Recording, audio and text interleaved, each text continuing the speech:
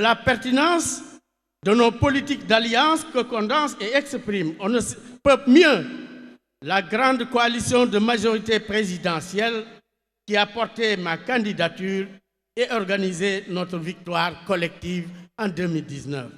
Ce choix nous rappelle toujours ce qu'est le socle premier de notre identité partisane.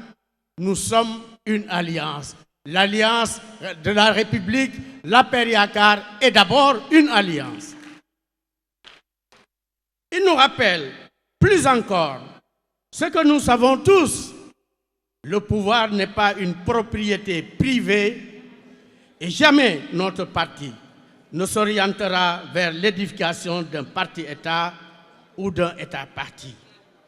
Étranger à ces options et dérives politiques, notre parti a su rester pour davantage demeurer sur la dynamique axiologique qui lui a permis de n'être jamais parti seul dans une élection et d'avoir toujours promu l'action collective au détriment des échappés solitaires. Chers camarades, la Covid-19 a fait de 2020 l'une des années les plus sombres de l'histoire de l'humanité. Elle s'est transformée en un véritable fléau. Les lendemains douloureux qui s'annoncent pour tous les pays du monde exigent de notre part une autre approche des questions socio-économiques et un autre type de rapport à la chose politique. Cette exigence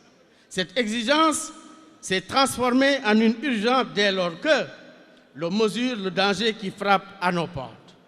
Le terrorisme qui embrase toute notre sous-région doit être également pris en compte dans une préoccupation nationale de premier ordre. Tout comme la plus vieille pratique humaine qu'est la migration revêt un cachet particulier chez nous avec son cortège de malheurs et de familles endeuillées.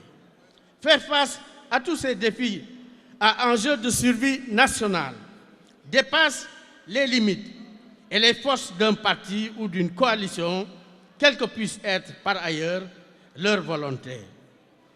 Et c'est pour cette raison que nous nous efforçons à tendre la main à l'ensemble des citoyens du peuple sénégalais pour qu'ils viennent ensemble avec nous, la grande majorité présidentielle élargie, qu'ils viennent avec nous ensemble travailler le Sénégal pour qu'il devienne émergent à l'horizon 2035.